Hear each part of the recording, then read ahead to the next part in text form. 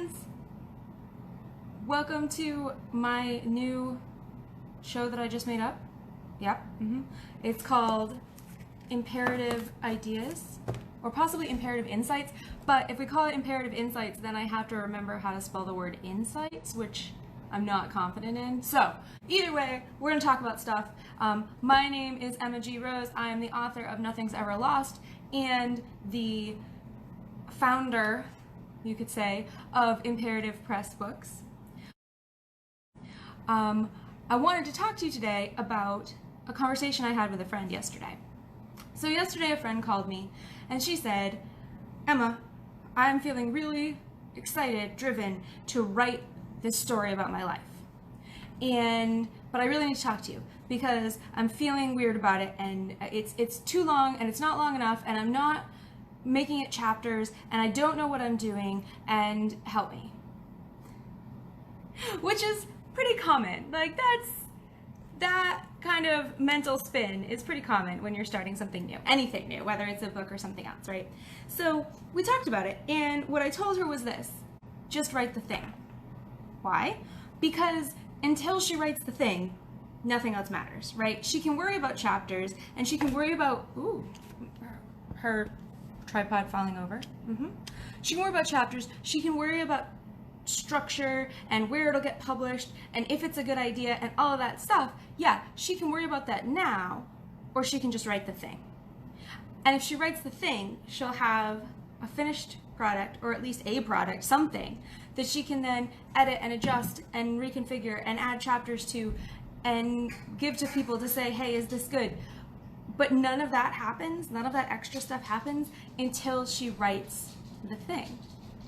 So the first step, the very first thing she has to do is sit down and write the story from beginning to end, or from middle to sides if that's how you roll.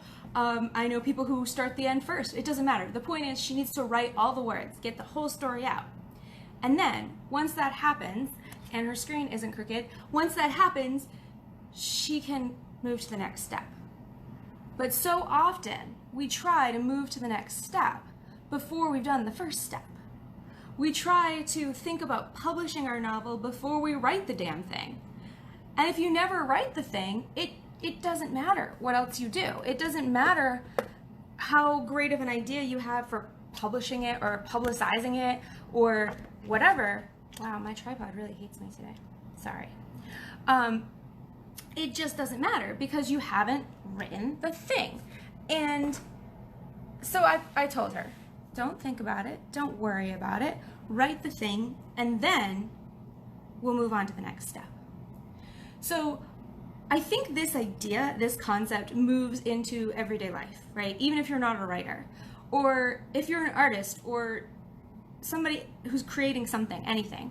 But even in your everyday life of, let's say you want to become, you want to change careers. So what's the first step? What do you have to do first? Don't worry about where you're going to get a job. I mean, obviously you want to kind of think about, are there jobs available, but don't worry about where you're going to get a job or who's going to hire you. Worry about getting the skills first. Worry about starting to build that network. That's how you get the job, right? So if you spend all of your energy worrying about 3 steps ahead, you're never going to do the thing that's right in front of you. And I want you to do the thing that's right in front of you because that's where the magic happens, right? Writing the story, that first draft, telling yourself the story, is the coolest part of the whole thing. That's how you figure out if there's a story to be told, if there are chapters to be made, if there are books to be published. And doing the first thing, the first step, whatever that step is, if you take that first step without freaking out about what comes second, third, fourth, fifth, you're going to be happier too. There's all this stuff about mindfulness, right, where everybody talks about mindfulness, and it's become almost a buzzword. But the point of mindfulness is that you're present in what you're doing now, today. You're not worrying about what's going to happen later. You're not ruminating over the past. You're here today doing this thing. As a writer, I have to do that. And my friend has to do that. She has to be willing to live in the story now and not worry about what will become of it. Those of you who are parents, you look at your little kid and you wonder what will become of them. Who will they be? And if you're so worried about who they're going to be that you're not paying attention to who they are today, you're probably not doing them a great service. So the moral of the story today is do the thing in front of you. Write the thing, paint the thing, make the thing, and then, and only then, worry about what you're going to do with it. If this idea resonates with you, if it feels like something you want to think more about, I have a blog post that's coming out today. It might be out already. I scheduled it, so I think it already dropped. So I have a blog post coming out today about where to start and about starting things. And now is also a great time, speaking of starting, now is also a great time to sign up for the newsletter if you haven't done that yet, because I'm got a new shiny newsletter where I'm going to share some of my blog posts and of course news about what's going on with the upcoming book and, you know, general thoughts and wonder. That's going to come out once a month, so I'm not going to overwhelm your inbox. I always love feedback on that, so if you want to see more of something, less of something, have questions, have great ideas, share them, share them, share them. I love to talk to you guys. And I know that sometimes when you see somebody who's publishing books and being online and doing all those things, you think, oh, I can't talk to her, she's busy or whatever, she's not really going to read it. I really am going to read it. Nobody else reads that email address.